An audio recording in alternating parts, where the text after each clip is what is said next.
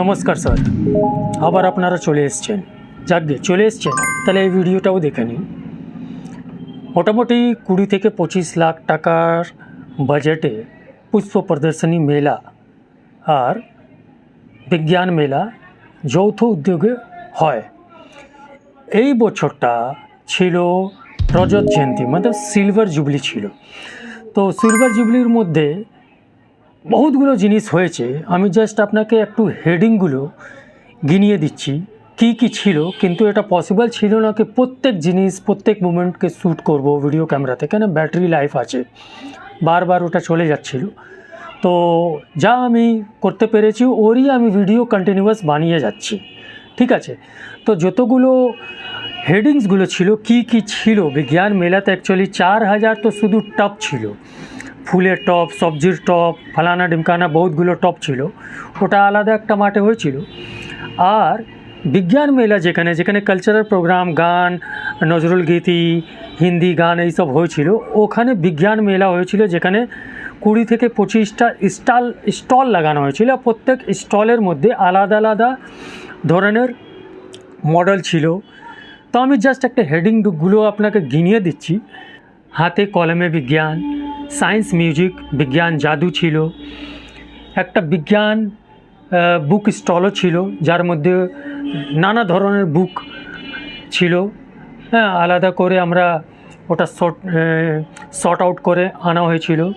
Blood group, diagnosis and awareness, এইসব মডেলগুলো ছিল, যারা ছাত্ররা 12 থেকে 13টা স্কুলের ছাত্ররা নিজের স্কুল থেকে মডেলগুলো এনেছিল। ওই মডেলের ডেমনস্ট্রেশনটা দিচ্ছিল কি কী ধরনের মডেল আছে। যতগুলো লোক ওখানে ভিজিট করছিল ওদেরকে মডেলগুলো বোঝাচ্ছিল। সায়েন্সের মডেল ছিল। তো একটা মডেলের মধ্যে একটা মডেল ছিল blood group diagnosis and awareness, diagnosis of thalassemia carriers, thalassemia वाहक निर्णय, मरणोपरांत मैंने मरने के बाद अपना देह और आँख आई डोनेशन का भी एक कैंप लगा हुआ था। मैंने मरणोपरांत देहोदान और चक्षुदान अंगीकार, स्काई ऑब्जर्वेशन एक्चुअली এই বছর আসেনি কোনো কারণে। ডিটেকশন অফ ফুড অ্যাডাল্টারেশন, মানে খাদ্য ভেজাল নির্ণয়, মানে এখন আমরা যতগুলো খাবার খাচ্ছি ওই খাবার মধ্যে বহুত ভেজাল আছে, মানে যতই কম খেলে অতই আমরা বেঁচে থাকতে পারবো, এই ধরনের খাবার এখন মার্কেটে চলে এসছে। বছর এই জন্য বাড়ানো হয়েছিল কেন রজত জয়ন্তী ছিল। তো আমরা এই ভিডিওটা অ্যাকচুয়ালি দেখব কি 6টা বা 7টা স্কুলের যারা যারা মডেল এনেছিল, ওই মডেলের আমি ডেমনস্ট্রেশন ডাইরেক্ট ছাত্র থেকে নিয়েছিলাম। তো এইসব জিনিস এই জন্য ভিডিওর মাধ্যমে একটু আমরা এটা রেকর্ডে রেখে নিই আর এটা আপলোড করে দিই চ্যানেলে। তো আমরা ফটাফট দেখে নেব কি 6টা বা 7টা ছিল নাকি, কারণ সাউন্ড এত প্রচুর ছিল, মানে গান ফান সব হচ্ছিল, তো সাউন্ড এত ছিল কি মানে ভয়েসটা আপনি ভালো করে শুনতে পারতেন না। এই জন্য যতগুলো কম সাউন্ডের মধ্যে এখানে 10-12টা ডিজে ফিজে সব লাগানো রয়েছিল না। তো আমি চেষ্টা করেছি যতটুকু আমি করতে পারলাম। তো ওরই 6টা 7টা দিয়েছে, এর পরেও বহুতগুলো ছিল, ওটা আমি করতে পারলাম না। তো একলা মানুষ কী করবে, ঠিক আছে। তো চলুন আমরা ফটাফট দেখে নিন। আর যাওয়ার আগে একটা আরও জিনিস বলে যাচ্ছি কি, ওই যদি বাংলা বলতে কিছু ভুল হয়ে থাকে তাহলে মাফ করবেন, আর একটা লাইক দিয়ে যাবে, আর তার সঙ্গে স্কুলের নাম বলবে, তারপর তোমার যে প্রজেক্টটা সেটা সম্পর্কে তুমি শর্টে। নমস্কার, আমি খড়দহ সিমরাত হাই স্কুল থেকে সৌরভ দাস বলছি। তো আমরা একটা মডেল বেরিয়েছি, সেটা হচ্ছে থার্মো ইলেকট্রিসিটি জেনারেট মডেল। এটার কাজ হচ্ছে হিট থেকে ইলেকট্রিসিটি তৈরি করা। এখানে হচ্ছে এক ধরনের ইলেকট্রনিক কম্পাউন্ড আছে, যেটার নাম হচ্ছে পেল্টার, যাকে যদি আমরা ডিফারেন্ট টেম্পারেচার মেনটেন থেকে হিট দিই তাহলে সেটা ইলেকট্রিসিটি জেনারেট করবে। তবে সেটা ডিফারেন্ট টেম্পারেচার মেনটেন যদি আমরা হিট দিই তবে সেটা ইলেকট্রিসিটি জেনারেট করে। সেই ইলেকট্রিসিটিটা ফার্স্ট আমরা স্টোর করছি একটা পাওয়ার ব্যাংকে, নিয়ে স্টোর করে সেটা পরবর্তীকালে আলো জ্বালানো, পাখা চালানো, এইসব বিভিন্ন কাজে আর কি ব্যবহার করছি।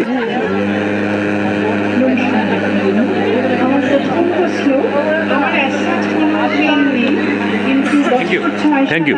আমার ডান পায়ের অ্যাঙ্কেলে লিগামেন্ট। নমস্কার, আমি ঋতব্রত কুমার অধিকারী, খর্দা সিমনারি স্কুল থেকে। আমাদের এখানে প্রজেক্ট দেখানো হয়েছে আগ্নেয়গিরির একটা মডেল।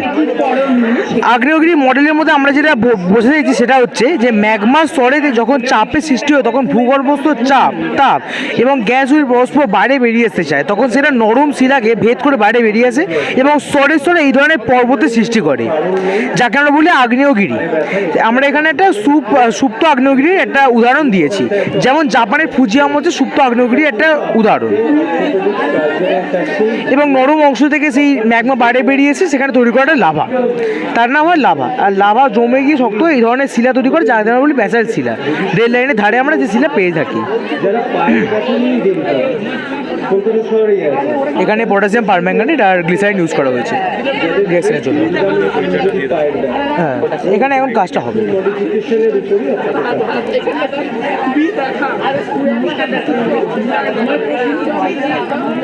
একটা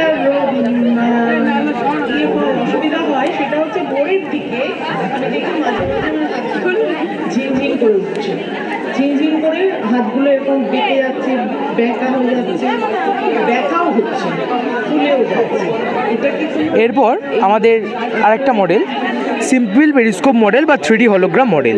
আমি এইখানে একবার দেখতে বলবো, একটু এটা ফোকাস করুন। একটা ভিডিও দেখা যাচ্ছে, অনেকে দেখুন আমি যেটা বলছি এখানে ব্যথা, হাতটা যে ভাঁজ করতে যাচ্ছেন ফটফট করে আওয়াজ হচ্ছে। তা আমি এবার বলছি, ভিডিওটা অন রাখা হচ্ছে এই ওপরেতে, কিন্তু শো হচ্ছে এই জায়গায়। জিনিসটা হচ্ছে তার কারণ না, এটা 3D হলোগ্রাম বা সিম্পল পেরিস্কোপ মডেল।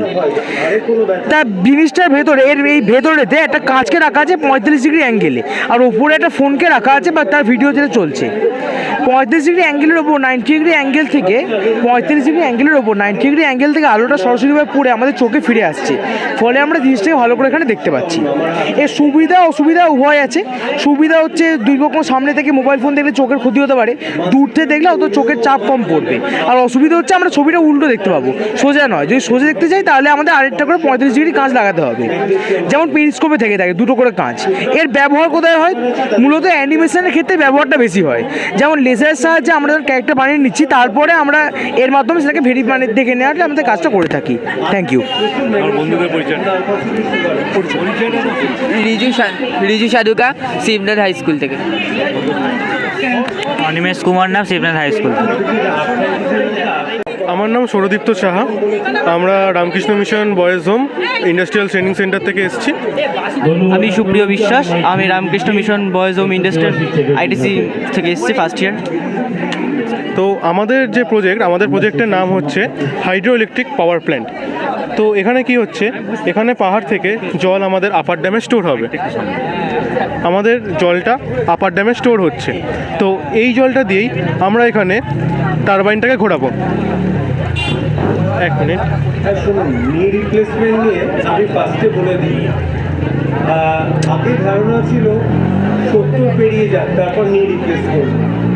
এখন যত আর্লি নি রিপ্লেস করা যায়, আমাদের টারবাইন ঘুরছে এবং আমাদের এটা ইলেকট্রিসিটি জেনারেট হচ্ছে, যেটা আমাদের ওই পাওয়ার হাউস হয়ে এই ট্রান্সমিশন লাইন হয়ে আমাদের এই গ্রামে ডিস্ট্রিবিউট হচ্ছে। এবার আমরা এই ইলেকট্রিসিটিটার কিছুটা অংশ স্টোর করছি। কেন করছি? কারণ আমাদের যে এই জলটা যাচ্ছে, এই জলটা আমাদের গিয়ে নিচে লোয়ার ড্যাম আছে, ওই লোয়ার ড্যামে স্টোর হচ্ছে। এবার এই লোয়ার ড্যামের জলটাকেই আমরা রিসাইকেল করে আবার এই আপার ড্যামে নিয়ে আসবো। তো আপার ড্যামে আনতে গেলে আমাদের একটা ফার্স্ট অফ অল আমাদের একটা মোটর লাগবে, সেকেন্ড অফ অল আমাদের ইলেকট্রিসিটি লাগবে। তো আমরা ইলেকট্রিসিটিটা কোথা থেকে পাবো? ইলেকট্রিসিটিটা আমরা যে স্টোর করে ইলেকট্রিসিটিটা নিয়েছি, যে আমরা যে স্টোর করেছি, ওই ইলেকট্রিসিটিটা দিয়ে ওই মোটরটাকে চালিয়ে আমরা লোয়ার ড্যামের জলটাকে আপার ড্যামে নিয়ে আসবো। আপার ড্যামে নিয়ে আসবো মানে কি, জলটা আবার টারবাইনে যাচ্ছে, টারবাইনে গেলে বিদ্যুৎ অটোমেটিক্যালি উৎপন্ন হবে, তার কন্টিনিউয়াসলি ইলেকট্রিসিটিটা হচ্ছে।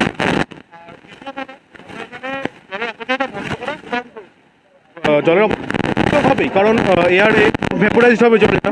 তবে আমাদের পক্ষে যতটা সম্ভব আমরা জলের অপচয় বন্ধ করেছি। এটাই বলবো। আমার নাম ধৃতি গায়েন, ও হচ্ছে আমার নাম অ্যান্থনিও রাও। তো আমরা রহড়া রামকৃষ্ণ মিশন বালক আশ্রম ইন্ডাস্ট্রিয়াল ট্রেনিং সেন্টারের থেকে আমরা এসেছি এখানে সায়েন্স এক্সিবিশনে দেখাতে আমাদের মডেল। তো আমাদের মডেলের নাম হচ্ছে স্মার্ট ফার্মিং। তো অ্যাকচুয়ালি ফার্মিংয়ের যদি আমি পুরোটা বলি, তো আমার ফার্মিংয়ের কনসেপ্ট আমরা সবাই জানি নর্মাল যে ফার্মিং হয়, আর আমাদের ফার্মিংয়ের যে বেসিক ডিফারেন্স, আমাদের এটা হচ্ছে স্মার্ট ফার্মিং। কেন বলছি? কারণ আমাদের এখানে যে চাষবাসটা হবে সম্পূর্ণ স্মার্টলি হবে, সেই পুরনো প্রথার চাষবাস আমাদের এখানে হবে না। তো আমাদের কেন স্মার্টলি বলছি, আমাদের নর্মাল যে পুরনো প্রথায় চাষ হয় সেখানে আমাদের যে জল দেওয়াটা মেন ফ্যাক্টর চাষের ক্ষেত্রে। তো সেখানে আমার যেখানে জল দিতে হচ্ছে, সেখানে যদি চাষের এলাকা অনেক বড় হয় তো সেখানে আমার জল দেওয়ার জন্য স্বাভাবিক ব্যাপার অনেক লোক লাগবে। তো তারা তো ফ্রিতে কাজ করবে না, তাদের টাকা পয়সা দিতে হবে। তো আমরা যদি এরকম কোনো ব্যবস্থা করতে পারি যেখানে আমার এত লোক লাগবে না, অটোমেটিক সব কিছু হবে, তাহলে আমার টাকা পয়সা কম লাগবে। তো সেটাই আমরা করেছি। আমাদের এখানে একটা সেন্সার আছে, ওই সেন্সারটা ঠিক করবে কখন বাগানে জল দিতে হবে, কখন জল দিতে হবে না। কি করে সেন্স করবে? ওর মধ্যে একটা নির্দিষ্ট টেম্পারেচার দেওয়া আছে, যে টেম্পারেচারে সে মানে গাছপালা বেঁচে থাকে। তো গাছপালা বেঁচে থাকে যে টেম্পারেচার, মাঝে মধ্যে তো তার থেকে বেশি টেম্পারেচার হয়, গরমকালে অনেক বেশি টেম্পারেচার হয়। তো সেক্ষেত্রে কী হয়, গাছপালা মরে যাওয়ার সম্ভাবনা থাকে, মানুষকে জল দিতে যেতে হয়, জল দিতে গিয়ে কী হয়, সানস্ট্রোক হয়ে মারা যায়। তো আমাদের এই সিস্টেমে যদি কোনো মানুষ যায়, সে সানস্ট্রোক হয়ে মারা যাবে না, কারণ তাকে যাওয়ার দরকার পড়বে না, অটোমেটিক হবে।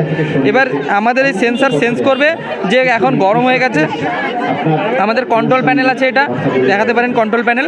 এই প্যানেলে কমান্ড যাবে, কমান্ড যাওয়ার পর কন্ট্রোল প্যানেল থেকে আমার যে পাম্প আছে, পাম্পে কমান্ড আসবে, পাম্প অটোমেটিক পাইপ লাইনের মাধ্যমে জল পাঠিয়ে দেবে। এবার আমি এই যে সেন্সার আছে, এটা আমি একদম সম্পূর্ণ হাতে তুলে আপনার হাতে দিয়ে আমি দেখাবো। তো তার আগে থিওরিটা একটুখানি বলে নিই। তো এবার আমার ব্যাপার হচ্ছে এই সমস্ত বিষয় বললাম। এবার আমার যে পাম্প চলছে, স্ট্রিট লাইট আছে, এগুলো তো জ্বলছে, তো এর জন্য তো আমার ইলেকট্রিসিটি বিল লাগবে। তো ইলেকট্রিসিটি বিলটাও যদি আমরা না দিতে চাই, তার জন্য আমাদের সোলার প্যানেল আছে।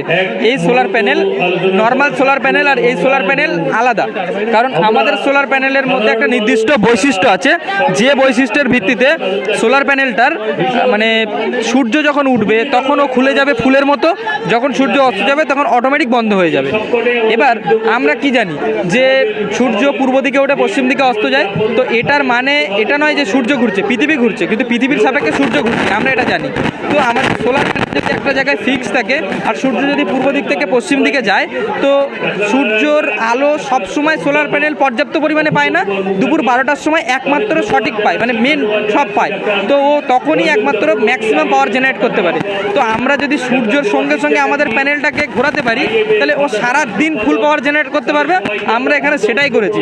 যখন সূর্য ঘুরে যাবে পূর্ব থেকে পশ্চিমের দিকে, অটোমেটিক আমাদের প্যানেলটাও ওর সঙ্গে সঙ্গে ঘুরে যাবে। সেটাও একবার দেখা একটুখানি লাইট। এবার ব্যাপার হচ্ছে আমাদের সেন্সার এখন সেন্স করছে রাত্রেবেলা, তো সেই জন্য আমাদের স্ট্রিট লাইট জ্বলছে, ঠিক আছে, আর আমাদের সোলার প্যানেলটা বন্ধ আছে। যখন সেন্সার সেন্স করবে দিনের বেলা, তখন স্ট্রিট লাইটটা অফ হয়ে যাবে আর এটা ফুলের মতো খুলে যাবে। এবারেই এটা হচ্ছে আমাদের এখন দিনের বেলা সেন্সার সেন্স করছে দিনের বেলা, তো আমাদের এটা ফুলের মতন খুলে গেছে এবং আমাদের স্ট্রিট লাইট সেটা হচ্ছে আমাদের অফ আছে, ঠিক আছে। এই যখন আবার রাত্রে হয়ে গেল তখন আমাদের লাইটটা জ্বলে গেল, এটা অফ হয়ে গেল। এইবার আমরা যেটা বললাম যে আমরা যদি সূর্যের সঙ্গে সঙ্গে জিনিসটাকে ঘোরাতে পারি, তাহলে আমাদের মোর এফিসিয়েন্সি হবে। তো সেটার জন্য এই সূর্য উঠলো দিনের বেলা, সূর্যটা এবার পূর্ব থেকে পশ্চিম দিকে ঘুরবে, সেই অনুযায়ী ও ঘুরে যাবে। উপস্থিত হয়েছেন, বিশেষ করে ছাত্রছাত্রীরা, দিদিমণিরা আছেন, মাস্টারমশাইরা আছেন, প্রত্যেককে অনুরোধ করবো থ্যালাসেমিয়া ডিটেকশন সামান্য একটু রক্ত নেবে এবং ব্লাড গ্রুপ টেস্ট বিনামূল্যে আমাদের এই ক্যাম্পে হচ্ছে। আমার বাঁদিকে তো ব্যাপার হচ্ছে ও একটা সার্টেন অ্যাঙ্গেল পর্যন্ত ঘুরলো, তারপরে ও আবার ফিরে চলে গেল।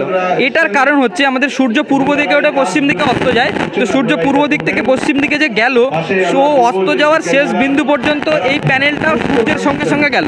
তো সূর্য যখনই অস্ত চলে গেল, ও আবার ফিরে চলে গেল, কারণ সূর্য পরের দিন আবার পূর্ব দিকে উঠবে, আবার পূর্ব দিকে উঠবে, তো ওকে পজিশনে ঠিক থাকতে হবে, তো অটোমেটিক ও ফিরে চলে গেল। এবার আমাদের যে বলেছিলাম এখানে আন্ডারগ্রাউন্ড থাকবে সেন্সার, সে জল সে ডিটেক্ট করে জল দেবে। তো আমাদের মাটিটা এখন ভিজে আছে, তো এই ভিজে মাটিতে পাম্প স্টার্ট করার জন্য যে টেম্পারেচার দরকার সেই টেম্পারেচারটা নেই। তো সেই জন্য আমার গায়ের শরীর বা আপনি এটাকে যদি হিউম্যান বডি আপনি যদি ধরেন, তাহলে এখানে আমাদের অটোমেটিক পাম্পে জল চলে আসবে। আপনি এটা কাইন্ডলি একটু চেপে ধরুন। চেপে ধরুন, দেখুন আমাদের এখানে অটোমেটিক জল চলে আসবে। এখানে অটোমেটিক জল চলে আসবে, জল চলে আসলো।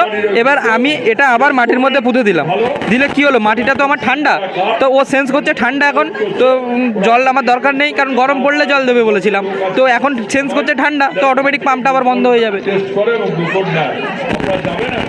আর যেটা আমি আগেও বলেছি সেটা আরেকবার বলছি, আমাদের এটার মেন উদ্দেশ্য হচ্ছে মানুষের লাইফ সিকিওর, সাথে সাথে টাকা পয়সা উৎপাদন মানে তৈরি, যাতে আমাদের একদম। তো আমাদের সেটার ক্ষেত্রে আমাদের গরমকালে বেরোতে গিয়ে সানস্ট্রোক হতো, এর ফলে সানস্ট্রোক হবে না। এবার আপনি আমাকে বলতে পারেন, তো বিভিন্ন সময় তো বিভিন্ন ফসলের চাষ হয়, তো সব ফসলের টেম্পারেচার সমান থাকে না, বৃষ্টিপাতেরও কম থাকে না, সব আলাদা আলাদা বিজ্ঞানীরা তৈরি করে দিয়েছে। তো অ্যাজ পার স্ট্যান্ডার্ড আমাদের যখন যে ফসল চাষ করব তার যে পরিমাণ টেম্পারেচার দরকার, সেই টেম্পারেচার আমরা এখানে সেট করব, সেই টেম্পারেচার অনুযায়ী হবে। এবার ধরুন বর্ষাকালে তো আমার জল লাগবে, তো আমার সিস্টেম অফ, তো আমার তো প্যানেল তো আছে, প্যানেল তো ফালতু ফেলে রাখবো না, তখন ও যে পাওয়ারটা তৈরি করবে সেটা আমাদের গ্রামের ভেতরে গ্রামের মধ্যে ডিস্ট্রিবিউট করিয়ে দেওয়া হবে। এবার আপনি বলতে পারেন বর্ষাকালে আরেকটা জিনিস হয়, আমার যে পাওয়ার মানে স্টোরেজ আছে, স্টোরেজটা কেন রেখেছি, কারণ বর্ষাকালে এমনও হয় যখন মেঘলা ওয়েদার, সানলাইট নেই, প্যানেল পাওয়ার তৈরি করতে পারছে না, তখন তো আমাদের জল দিতে হতেই পারে, কখন জল দিতে আমরা জানি না, তো সেটার জন্য ওই যে ব্যাকআপ আছে ওটা ব্যাকআপ তখন দিয়ে দেবে, ব্যাকআপ দিয়ে দেবে। আমাদের স্কুলের নাম হলো খড়দহ প্রিয়নাথ বালিকা বিদ্যালয়, আর আমার নাম অঙ্কিতা দাস। আমার নাম জিনিয়া গোস্বামী। আমার নাম নীলোফার খাতুন। সঞ্চারী সাহা। ঐন্দ্রিলা চ্যাটার্জি। আমাদের বিষয় হলো রজস্রাব কুসংস্কার নয়, একটি বৈজ্ঞানিক পদ্ধতি।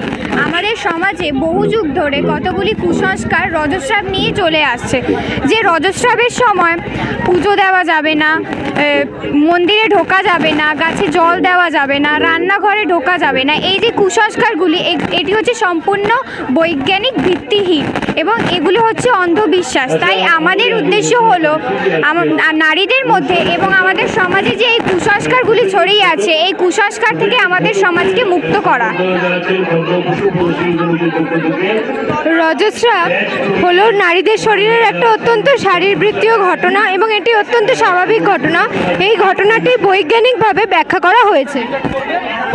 এখানে যে মডেলটা আপনারা দেখতে পাচ্ছেন সেটা হচ্ছে ফিমেল রিপ্রোডাক্টিভ সিস্টেম বা স্ত্রীদেহের যে জননতন্ত্র, এখানে তুলে ধরা হয়েছে এবং তার বিভিন্ন অংশে এখানে চিহ্নিত করা হয়েছে, যার মধ্যে প্রধান হলো একজোড়া ডিম্বাশয়, যার মধ্যে অসংখ্য ডিম্বাণু রয়েছে এবং জরায়ু। এছাড়াও আনুষঙ্গিক যৌনাঙ্গগুলি হলো একজোড়া ফ্যালোপিয়ান নালিকা, সার্ভিক্স, এই নলাকার অংশটি হলো সার্ভিক্স, এটা হচ্ছে যোনিপথ বা ভ্যাজাইনা। এবারে হচ্ছে রজচক্র। ব্যাপারটা আসলে কি, রজচক্র হলো একটি বিশেষ প্রক্রিয়া যা প্রতিটি নারীর দেহে 28 দিন অন্তর অন্তর সংঘটিত হয়। এবং কেন এটা হয়, কারণ আমরা এবার একটু ডিম্বাশয়ের কাছে চলে আসি। প্রত্যেক ডিম্বাশয়, দুটি ডিম্বাশয় মিলে কেবলমাত্র একটি ডিম্বাণু প্রতি মাসে ইম্যাচিওর থেকে ম্যাচিওর হয় এবং তা ফ্যালোপিয়ান নালী হয়ে একেবারে অ্যাম্পুলাতে এসে 1 থেকে 2 দিন স্টে করে। অ্যাম্পুলা কি, অ্যাম্পুলা হলো ফ্যালোপিয়ান নালিকার একটি অংশ। এবার এই ম্যাচিওর ডিম্বাণু এখানে অপেক্ষা করবে কার জন্য, শুক্রাণুর জন্য। যখন জননের মাধ্যমে শুক্রাণু আসবে তখন এটি ফার্টিলাইজড হবে বা নিষেক ঘটবে। এবার যদি শুক্রাণু না আসে তখন কি হবে, এটি আনফার্টিলাইজ থেকে যাবে এবং এটা যদি এখানে থাকে তাহলে সমস্যা দেখা দেবে। সেই জন্য এই অনিষিক্ত ডিম্বাণুটি তখন ফ্যালোপিয়ান নালিকা হয়ে একদম জরায়ুর গা বেয়ে তখন যোনিপথ দিয়ে বেরিয়ে যাবে। এবার শুধু কি অনিষিক্ত ডিম্বাণু, একেবারেই নয়, এর সাথে সাথে জরায়ুর অন্তঃস্থকে থাকা যে এন্ডোমেট্রিয়াম স্তর, সেই এন্ডোমেট্রিয়াম স্তরও ছিঁড়ে ছিঁড়ে রক্তের মাধ্যমে, ব্লিডিংয়ের মাধ্যমে বেরিয়ে যাচ্ছে। এছাড়াও বেশ কিছু লিউকোসাইট সেলসও রয়েছে যেগুলো এবং মিউকাসও এর সঙ্গে খড়িত হয় বা দেহ থেকে ব্লিডিংয়ের মাধ্যমে বেরিয়ে যায়। এছাড়া আমরা গ্রাফের মাধ্যমে পুরো বিষয়টাকে একটু বোঝানোর চেষ্টা করেছি সংক্ষেপে। এখানে ডিম্বথলির কিছু পরিবর্তন দেখানো হয়েছে। এটা হচ্ছে ডিম্বথলির প্রাথমিক দশা, এটা হচ্ছে ডিম্বথলির পরিণত দশা, আর এটা হচ্ছে ডিম্বাণুটা যখন নিঃসৃত হচ্ছে ডিম্বথলি থেকে। নিঃসৃত হয়ে যাওয়ার পর ডিম্বথলিটা কর্পাস লিউটিয়ামের আকার গঠন করছে।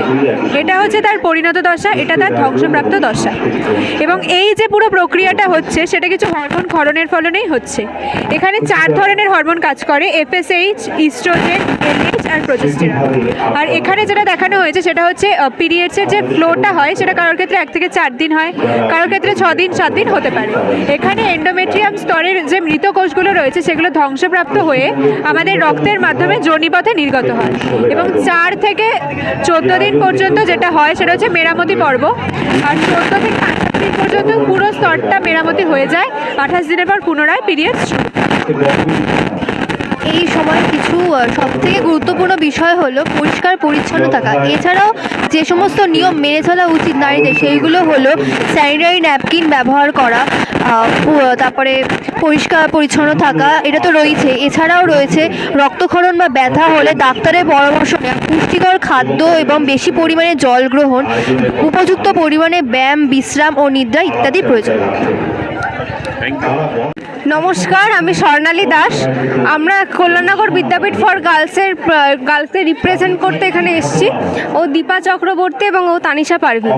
আমরা এখানে একটা মডেল তৈরি করেছি যেখানে আমরা সমুদ্রের জলকে কিভাবে পরিশ্রুতকরণের মাধ্যমে আমরা রোজকার ব্যবহারযোগ্য জলে পরিণত করতে পারি, সি ওয়াটার ট্রিটমেন্ট। এখানে রয়েছে সমুদ্রের জল। সমুদ্রের জলকে আমরা প্রথমে পিপিডি ট্যাঙ্ক মোটরের মাধ্যমে পিপিডি ট্যাঙ্কে আসছি। পিপিডি ট্যাঙ্কে এখানে কিছুদিন থাকার ফলে সমুদ্রের জলে যে আবর্জনা, নুড়ি, কাকড় সেগুলো কিছুদিনের পর থিতিয়ে পড়ে, ফলে এখানে পরিশ্রুত জলটা এখানে চলে আসে। এটা হচ্ছে ব্রেন সলিউশন ট্যাঙ্ক। এখানে একটা ফ্যান চলছে, এখানে মানে ফ্যানটা চালানোর ফলে এখানে জলটা ভাইব্রেট হচ্ছে। জলটা ভাইব্রেট হওয়ার ফলে জলের যে আরও ছোট ছোট পার্টিকেলস, বালির কণা, সেগুলো নিচে থিতিয়ে পড়ছে। তারপরে আমরা আসছি রিজার্ভার ট্যাঙ্কে। রিজার্ভার ট্যাঙ্কে এখানে একটা হিটার চালানো হচ্ছে। হিটারটা চলার ফলে যে জলটা গরম হচ্ছে, ফলে জলটা গরম হওয়ার ফলে জলের যে ব্যাকটেরিয়া, জীবাণু সেগুলো নষ্ট হয়ে যাচ্ছে এবং এখানে কেমিক্যালস থাকার ফলে নুনটাকে আমরা নিচে থিতিয়ে যেতে সাহায্য করছি এবং যেহেতু এখানে দেখানোর জায়গা নেই তাই আমরা এখানে নুনটাকে আলাদা করে নিচ্ছি। তারপরে জলটা চলে আসবে স্টোরেজ ট্যাঙ্কে। স্টোরেজ ট্যাঙ্কে এখানে আরও কিছু কেমিক্যালস অ্যাড করা হচ্ছে, যেমন লাইম, ফ্লুরিন, ক্লোরাইড অ্যাড করা হচ্ছে। তারপরে জলটা চলে আসবে মিনারেলস অ্যাড করা হবে। এখানে মিনারেলস ট্যাঙ্কে মিনারেলস অ্যাড করার পর চলে আসবে জলটা ল্যাবরেটরিতে। ল্যাবরেটরিতে এখানে টিডিএস এক্সাম হবে। তারপরে জলটা চলে আসবে, যদি গ্র্যান্টেড হয় তাহলে সেটা মিউনিসিপ্যালিটি দিয়ে বাড়ি বাড়ি সাপ্লাই হবে এবং এর পুরো প্রসেসটা হচ্ছে সোলার সিস্টেমে। নমস্কার। আমরা এখানে দেখছি যে আমরা দৈনন্দিন জীবনে যে বাড়িতে যে মশলাগুলো ব্যবহার করে থাকি তার মধ্যে কোনো প্রকার ভেজালের উপস্থিতি আছে কিনা সেটা আমরা কি করে বুঝতে পারি। বোঝার জন্য আমি প্রথমে এটা টেস্ট টিউবে হলুদগুলোটা নিয়েছি, কিন্তু আপনারা যখন বাড়িতে টেস্টি করবেন তখন কাচের পাত্র বা চীনামাটির পাত্রটি ব্যবহার করবেন। HCl দেন। ও এখানে কনসেন্ট্রেটেড HCl দিচ্ছে, কিন্তু আমাদের কারোর বাড়িতে আমরা জানি HCl থাকা সম্ভব নয়। তাই আমরা যখন HCl এর বদলে বাড়িতে যখন টেস্টি করব তখন আমরা মিউরেটিক অ্যাসিডটি ব্যবহার করব। দেখুন অনেকটা বর্ণটা চেঞ্জ হয়ে গিয়ে বাদামি চলে এসছে। জল দে। এটি যেহেতু খাঁটি হলুদ তাই জন্য বর্ণটা পরিবর্তিত হয়ে আবার আগের বর্ণে ফিরে এসেছে। এভাবে আমরা বুঝতে পারি যে আমাদের হলুদে যেটি রয়েছে খাঁটি। আর যদি এটি ভেজাল হতো, তাহলে এই বর্ণটি ধারণ করত। যদি এই হলুদের মধ্যে মেটানিন ইয়েলো নামক রঞ্জকটি উপস্থিত থাকতো তাহলে এই বর্ণটি ধারণ করত। তেল যারা অসৎ ব্যবসায়ী হন, ব্যবসা করার ক্ষেত্রে অনেক সময় তেলের মধ্যে শিয়াল কাটার তেলটি মিশিয়ে থাকেন। আমরা এখানে টেস্ট টিউবের মধ্যে সর্ষের তেল নিয়েছি, nitric acid, concentrated nitric acid দেবো সর্ষের তেলের মধ্যে।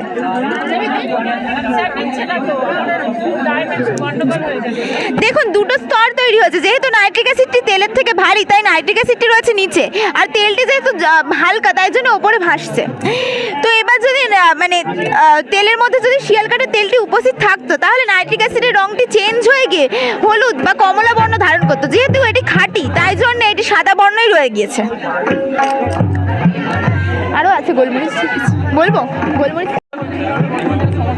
বলবো।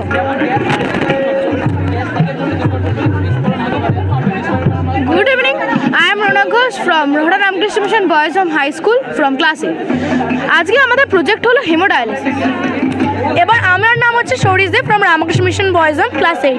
এবার এখানে আমাদের হেমোডায়ালিসিসে কিছু আমাদের একটা ইন্ট্রোডাকশন দেওয়া হয়েছে, যতটা পেরেছি আমরা এখানে বুঝিয়েছি। এবার ও বোঝাবে।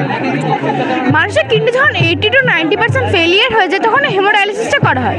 এবার মানুষের কিডনি কাজ করে রক্তের মধ্যে যে বর্জ্য পদার্থ বা West material like creatinine, urea, phosphorus সেগুলোকে পরিশোধ করে দেহে নানা মাধ্যমে বার করে দেয়। কিন্তু যখন কিডনি ফেলিয়ার হয় তখন সেই কাজটা করা সম্ভব হয় না। সো কী হয়, দেহে নানা রকম শরীর খারাপ, এমনকি মানুষ মারা যেতে পারে। সো কী করে, হাতে যে রেডিয়াল আর্টারি রয়েছে সেখান থেকে রক্ত নিয়ে আনা হয় ব্লাড পাম্পে। যে সেই রক্তটা আর্টারি থেকে ব্লাড পাম্পে আসছে সেটা এখানে দেখানো হয়। এবার রক্তটা সোজা চলে সে ডায়ালাইসিস। তার আগে রয়েছে হেপারিন পাম্প। এটা কী করে, রক্তের মধ্যে কোনো জমাট বেঁধে গেলে বা কোনো ক্লটিং থেকে থাকলে সেগুলোকে প্রিভেনশন করে বা রক্তটাকে জমাট বাঁধতে দেয় না। যে প্রেশারে রক্তটা ডায়ালাইজার আছে সেটা এখানে দেখানো হয়। তারপর এখানে আমরা ডায়ালাইজারের পরে দুটো সলিউশন দেখতে পাচ্ছি, যেগুলো mainly sodium bicarbonate, potassium, magnesium দিয়ে তৈরি। এটা কি করছে, ব্লাড থেকে যত রকম ইমপিউরিটিস আছে সেই সমস্তগুলিকে আলাদা করে এখানে আনছে, যেমন ইউরিয়া, ক্রিয়েটিন, ফসফেট। এবার যে পিউরিফাইড ব্লাডটা পাচ্ছি সেই পিউরিফাইড ব্লাডটা এখানে আমাদের যাচ্ছে। তার আগে আছে air trap and air detector. যদি কোনো রকমভাবে ব্লাড বেঁধে যায় বা জমে যায় সেটা প্রিভেনশন এটা করবে। এখানে একইভাবে আর একটা মিটার আছে, একইভাবে এটাও মেজার করছে এর প্রেশারটা। সেই ব্লাডটা আস্তে আস্তে আমাদের এবি ফিস্টুলা ভেইন দিয়ে হিউম্যান বডিতে আবার রিটার্ন করে। Thank you. আমরা Rahara Ramakrishna mission boys home high school থেকে এসেছি। আমরা সবাই ক্লাস 11-এ পড়ি। আমি তারাপ্রসাদ ব্যানার্জি, অনিকেত চক্রবর্তী, বোধিসত্ত্ব রায়। আমরা এখানে একটা স্মার্ট ভিলেজ বানানোর প্রক্রিয়া করেছি। স্মার্ট ভিলেজ বলতে বর্তমান দিনে আধুনিকতার সঙ্গে সঙ্গে মানুষকে আধুনিক হয়ে যেতে হবে। এক্ষেত্রে বিভিন্ন ধরনের সেফটির জন্য, বিভিন্ন ধরনের সেফটির জন্য আমাদের আধুনিকতা দরকার। এবার আধুনিকতার ফলে আমরা এখানে একটা থেফট ডিটেক্টর লাগিয়েছি। এখনকার দিনে বর্তমান যুগে কর্মব্যস্ততার সময় অধিকাংশ সময় মানুষ থাকে বাড়ির বাইরে।